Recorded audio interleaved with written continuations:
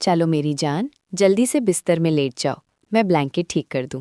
मम्मा, please आज कोई नई कहानी सुनाए ना, फिर ही मुझे अच्छी नींद आएगी।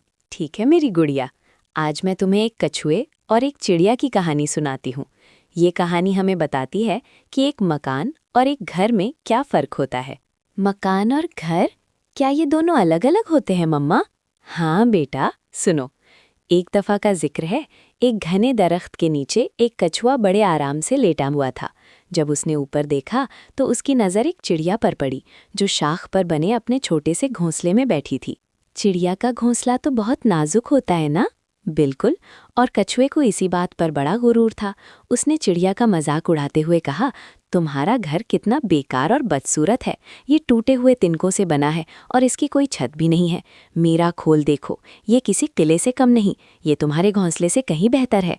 मम्मा, क्या चिड़िया रोने लगी? नहीं बेटा, चिड़िया बहुत समझदार थी।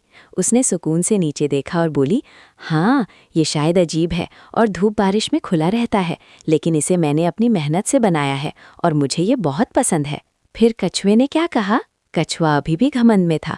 उसने कहा, मुझे लगता है तुम मुझसे जलती हो, क्योंकि मैं अपना मजबूत घर जहाँ चाहूँ साथ ले जा सकता हूँ। चिड़िया ने फिर क्या जवाब दिया? चिड़िया ने मुस्कुरा कर कहा, बिल्कुल नहीं, मेरे घर में मेरे खानदान और दोस्तों के लिए जगह है। हम सब वहाँ मिलकर रहते हैं। तुम्हारा खोल चाहे कितना ही मजबूत हो, उसमें तुम्हारे सिवा कोई और नहीं आ सकता। शायद तुम्हारे पास बेहतर मकान है, लेकिन मेरे पास बेहतर घर है। तो अलीना, अब तुम बताओ, तुम्हें किसका घर ज़्यादा अच्छा लगा?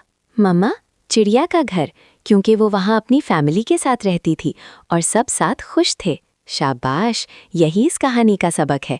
एक बड़ा मकान होना अच्छी बात है, लेकिन असली खुशी अपनों के साथ रहने में है। तन्हाई के महल से बेहतर है अपनों से भरी हुई झोंपड़ी। आई लव यू मम्मा, हमारा घर सबसे बेहतर है। आई लव यू टू बेटा।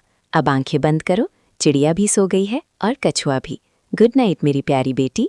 गुड नाइट मम्मा।